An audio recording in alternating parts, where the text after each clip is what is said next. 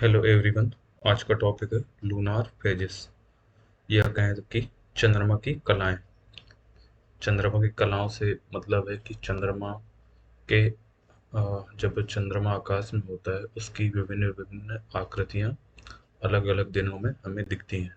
कभी चांद पूरा होता है, कभी चंद्रमा कटा हुआ होता है, कभी वो हंसिए के आकार का होता है, जैसे कि शंकर जी की चोटी पर चंद्रमा होता है, इस तरह का।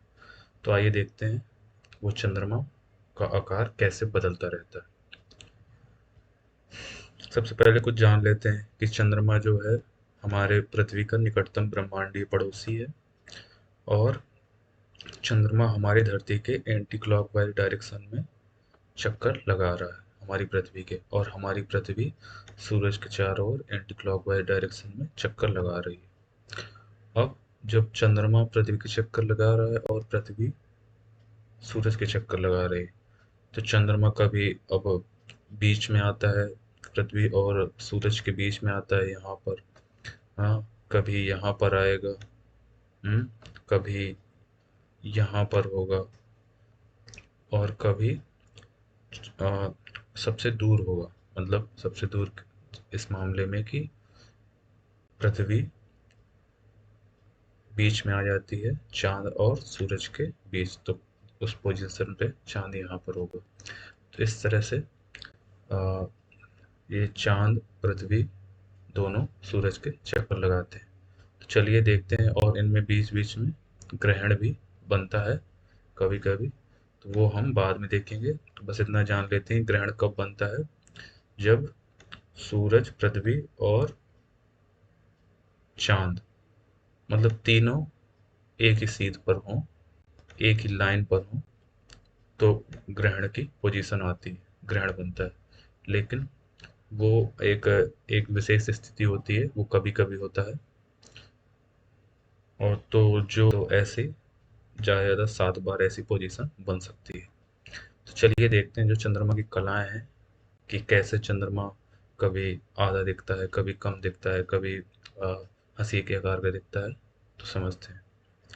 इधर है हमारा सन, ये हमारा सूरज है। इसे हम एस से डिनोट कर देते हैं, एस लिख देते हैं, सन। हाँ, ये सनलाइट आ रही है इधर से, इधर की ओर, ये सनलाइट है।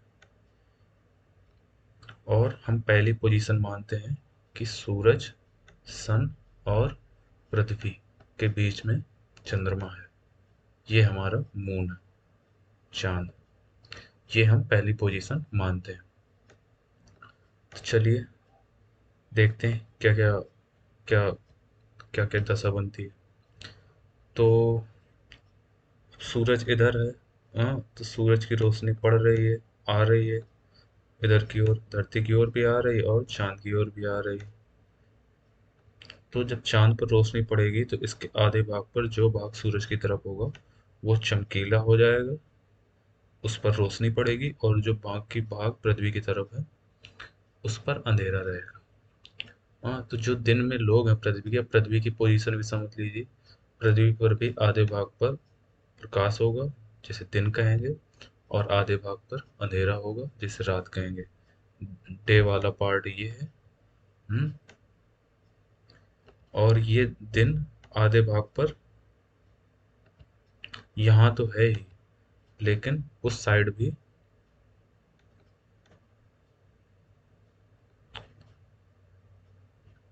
जो दिन यहाँ पर है, यहाँ पर दिन है, उस साइड भी, यहाँ पर पीछे से जाएंगे तो पीछे से भी दिन होगा आधे पार्ट पर। हाँ, तो इस तरह से। और इस साइड जैसे यहाँ पीछे हो गए तो यहाँ पर रात होगी, और फिर यहाँ पर इस तरफ, जिस तरफ हमें दिख रहा है, इस तरफ भी रात है। और आधे पार्ट मतलब आधे पार्ट पर दिन है, पृथ्वी के आधे आधे भाग पर दिन है, और आधे भाग पर रात है। तो इस तरह से ये सीन अभी बन रहा है।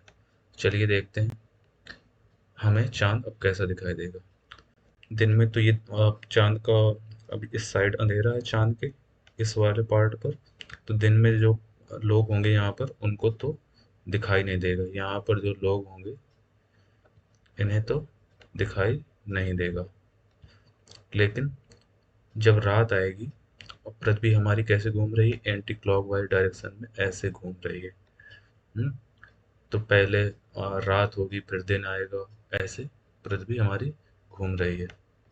तो दिन में तो दिखाई नहीं देगा जब पृथ्वी यहाँ पर पहुंचेगी। हाँ, जब यहाँ पर सांझ शुरू होगी तो सांझ सांझ वाले लोगों को शाम वाले लोगों को ये पार्ट अंधेरा दिखाई देगा चांद का। यहाँ वाले लोगों को, इस पट्टी में जो लोग होंगे, इस पट्टी में जो लोग शाम को होंगे उस तरफ, पीछे साइड की तरफ, तो उन्हें ये चांद का पार्ट काला दिखाई देगा, या कहें तो उन्हें चांद ऐसा दिखाई देगा। या मैं इसको ऐसे बोलूं कि उस रात को चांद दिखाई नहीं देगा। एक्चुअली जो यहाँ पर लोग होंगे, इस यहाँ पर बिल्कुल उन्हें तो दिखाई नहीं देगा, क्योंकि वो अब चांद इधर यहाँ पर है और वो इधर है। हम्म, तो यहाँ पे जो बिल्कुल बॉर्डर वाली लाइन पे होंगी उन्हें भी ये चांद दिखाई नहीं देगा, क्योंकि अंधेरा होगा। या कहें तो कि शाम होगी तो शाम से ही काली रात शुरू हो जाएगी। तो जो काली रात है इसे बोलेंगे अमावस्या। ये अमावस्या की पोजीशन होगी। अब चलिए थोड़ा नेक्स्ट चलते हैं। चांद भी हमारा घूम रहा है, हमने देखा है अभी पढ़ा है कि चांद भी घूम रहा है एंटी क्लॉकवाइज डायरेक्शन में, और हमारी पृथ्वी भी घूम रही है। तो चांद एंटी क्लॉकवाइज डायरेक्शन में घूमते घूमते यहाँ पहुंचा, ए से बी पर आ गया। हाँ, जैसे यहाँ पर सूरज का उजेला पड़ रहा था, ऐसे ही इसके आधे भाग पर सूरज का उजेला पड़ेगा और आधे भाग पर अंधेरा रहेगा। हाँ, तो अब जो यहाँ के लोग होंगे दिन में तो नहीं दिखाई देगा जो, लेकिन इस पट्टी के लोग होंगे उस तरफ, पीछे वाली पट साइड की तरफ जहाँ शाम होगी। हाँ, तो उस पट्टी के लोगों को चांद कैसा दिखाई देगा? चांद उन्हें दिखाई देगा जिस पार्ट पर उजेला है, और ये बॉर्डर वाला पार्ट, ये बॉर्डर वाले पार्ट में जो बीच का भाग है, ये थोड़ा ज़्यादा मोटा दिखाई देगा, और साइड पे जाते जाते जाते ये पतला होता जाएगा, ऐसे कुछ दिखाई देगा। तो जो एक्चुअल एक्चुअल जो व्यू होगा, दृश्य होगा, परिदृश्य होगा, वो ऐसा होगा। हम्म, क्योंकि क्योंकि ये सिर्फ हमें ये बॉर्डर वाला पार्ट दिखाई देगा, तो बॉर्डर वाले में भी बीच वाला पार्ट, थोड़ा बीच वाले पार्ट में थोड़ा ज़्यादा उजेला होगा, इसलिए हमें ये पोजीशन दिखाई देगी। ये अब चलते हैं थोड़ा और आगे। अब जब चांद घूमते घूमते एंटी क्लॉकवाइज डायरेक्शन में सी पर आ गया, तो सी पर तो उजेला वैसे ही पड़ रहा है सूर्य का, आधे भाग पर पड़ रहा है और आधे भाग पर अंधेरा है। हम्म, तो यहाँ पर जो शाम के लोग होंगे उन्हें शाम से ही आधा चांद दिखाई देना शुरू हो जाएगा। हाँ, और शाम से आधी रात तक उन्हें आधा चांद दिखाई देगा, क्योंकि आधे भाग पर अंधेरा है और आधे पर उजेला है। हाँ, और ये चांद बिल्कुल, अब जो यहाँ पर पट्टी पे लोग होंगे उनके तो बिल्कुल खोपड़ी पे होगा। जो यहाँ पे होंगे उन्हें थोड़ा, अब रात को थोड़ा इतना आधा नहीं दिखाई देगा, लेकिन थोड़ा आधे से कम दिखाई देगा। लेकिन जो पट्टी पर यहाँ पे लोग होंगे उस तरफ, अंधरात की तरफ, उन्हें ऐसा आधा दिखाई देगा। अब चलिए चलते हैं डी पर। और आगे चांद बढ़ा। और आगे बढ़ा, तो अब डी पर आ गया। अब जब डी पर आ गया, थोड़ा ऐसे मिटा देते हैं। डी पर आ गया, तो अब यहाँ के जो लोग होंगे, रात की तरफ वाले रात की तरफ वाले जो लोग होंगे उन्हें चांद कैसे दिखाई देगा? आधे भाग पर तो सूरज को उजेला पड़ ही रहा है, ये आधे भाग पर तो पड़ ही रहा है। हाँ, और उन्हें जो दिखाई देगा पार्ट, वो दिखाई देगा ऐसा। ऐसा इसलिए दिखाई देगा क्योंकि इधर वाले लोगों को, रात वाले लोगों को, ये आधा तो दिखाई देगा ही, लेकिन आधे के साथ इतना और जुड़ जाएगा। ये वाला पार्ट एक्चुअली आधा तो दिखाई देगा ही, वो जो पीछे जो दिख नहीं रहा उसका कुछ पार्ट भी हमें दिखाई देगा। तो ये पोजीशन बनेगी ऐसी। हम्म, ऐसी बनेगी। ये जो वाइट पार्ट है यहाँ पर, इसके उस तरफ भी बहुत सारा वाइट पार्ट है, तो वो बहुत सारा भी हमें दिखाई देगा। और ये ब्लैक लाइन जो होगी, ये यहाँ पर जो ये ब्लैक लाइन ऐसी दिख रही है, ये हमें ऐसी दिखाई देगी। एक्चुअली ये ब्लैक लाइन नहीं है, ये उजेला पड़ रहा है जो सूरज का, वो ऐसा बनता हुआ दिख रहा है। तो ये दिखाई देगा कैसा, ये ऐसा दिखाई देगा, ऐसा, ऐसा। तो ये आधे से ज़्यादा चाँद बनता हुआ दिखाई देगा। तो चलिए अब चलते हैं नेक्स्ट पोजीशन पर। चाँद चलते-चलते अब आ गया है ई पर, ई पर आ गया है। अब चाँद पर सूरज का प्रकाश तो वैसे ही पड़ रहा है, हुँ, आधे पर पड़ रहा है। अब यहाँ के जो लोग होंगे रात के इस साइड वाले जो यहाँ पर लोग होंगे, उन्हें क्या दिखाई देगा? उन्हें जो पूरे पार्ट पर जो जिस पर उजेला पड़ रहा है वो पूरा पार्ट दिखाई देगा। तो यहाँ पे हो जाएगी पूर्णिमा। पूर्णिमा मतलब फुल मून। हाँ, और जो यहाँ पर क्या थी, यहाँ पर अंधेरा था। हाँ, तो रात वाले पार्ट वाले लोगों को तो ये तो दिखाई नहीं देगा, लेकिन जो शाम बिल्कुल होगी उन्हें भी ये चांद काला दिखाई देगा, या उनके लिए भी शाम की शुरुआत काली हुई थी। लेकिन यहाँ पे जो लोग हैं उन्हें ई वाला जो चांद है ई पर, उन्हें पूरा चमकता हुआ चांद दिखाई देगा। अब और आगे चलते हैं एंटी क्लॉकवाइज डायरेक्शन में। अब चांद आ गया हमारा एफ पर। हम्म थोड़ा सा मिटा देते हैं।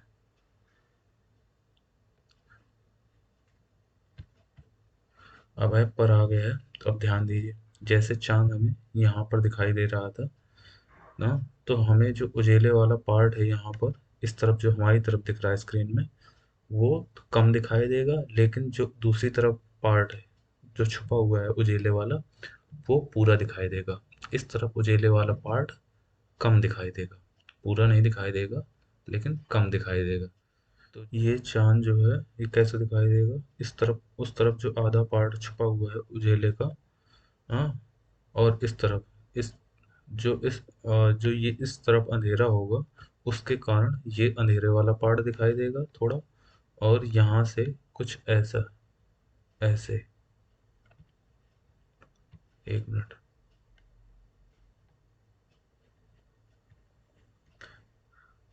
यहाँ से उजेले वाले पार्ट से पूरा तो नहीं, पूरा तो नहीं, लेकिन ये जो उजेले वाला पार्ट है इसका यहाँ से सर्कल शुरू होगा, और यहाँ से ऐसे यहाँ तक, मतलब जो उस साइड छुपा हुआ वो वाला पार्ट भी दिखाई देगा। और उसके बाद जो जिस पार्ट पर अंधेरा है, वो वो वाला पार्ट ये वाला होगा, ये काला वाला पार्ट वो होगा, ये। हम्म तो जो पार्ट, अब जो पार्ट जो हमें दिखाई दिया, क्या दिखाई दिया, थोड़ा यहाँ से, थोड़ा यहाँ से वाइट वाला, हाँ, यहाँ से वाइट शुरू होगा और यहाँ तक जाएगा आधे से ज़्यादा तक, और फिर आगे यहाँ पर काला काला पार्ट दिखाई देगा। चलिए ये वाली पोजीशन ये हो गई। तो हमें ये चांद कैसे दिखाई देगा, एक्चुअली ऐसा दिखाई देगा, ये। अब चलिए चांद घूमते घूमते आ गया है यहाँ पर। यहाँ पर क्या, यहाँ पर तो बिल्कुल वैसी पोजीशन बनेगी कि उस तरफ वाला पार्ट जो उजेला वाला है, जो हमें स्क्रीन पर नहीं दिखाई दे रहा है, वो आधा दिखाई देगा। हम्म और ये किन लोगों को दिखाई देगा, जो रात के इधर आधी रात के बाद वाले लोगों को, आधी रात के बाद वाले लोगों को दिखाई देगा। आधी रात के बाद इस साइड वाले लोगों को, जो आधी रात के बाद है, इन्हें आधा चांद दिखाई देगा। उस साइड वाले, उस इस साइड वाले का उजेले वाला पार्ट, तो ये दिखाई देगा कैसा, ऐसा। हाँ, अब चलते हैं जी से एच पर। जी से एच पर जाएंगे तो अब ये काला पार्ट ज़्यादा दिखाई देगा हमें, और इस साइड का उजेले वाला जो पार्ट है, इसका थोड़ा पार्ट दिखाई देगा, इतना, उस साइड से। हाँ, ये एक्चुअली बिल्कुल यही नहीं दिखाई देगा, लेकिन उस साइड से धरती से हम लोग देखेंगे, जो रात सुबह से बिल्कुल पहले वाले लोग होंगे, मतलब 4 से 5 बजे के आसपास, 4 या 5 बजे सुबह के आसपास जो लोग होंगे, उन्हें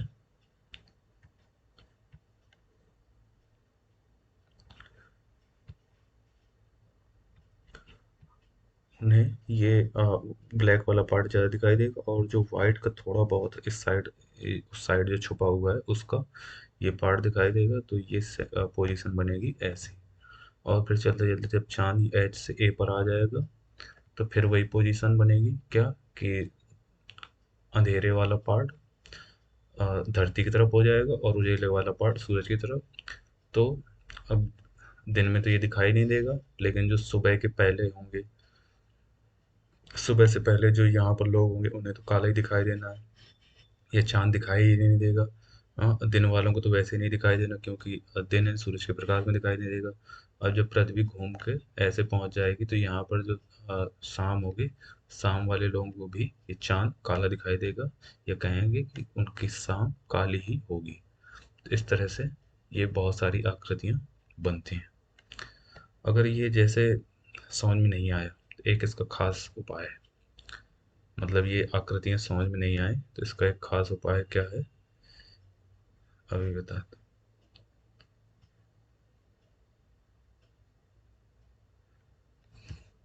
इसका खास उपाय है, आप एक टॉर्च लीजिए। हाँ, ये टॉर्च लीजिए, इसको मानिए सन, इसको मानना है सन। और ये बॉल लीजिए, इसको मानना है मून। हाँ, और ये हो गए आप, मतलब पृथ्वी, अर्थ पर ये हैं आप। आप देखेंगे मून को कैसे।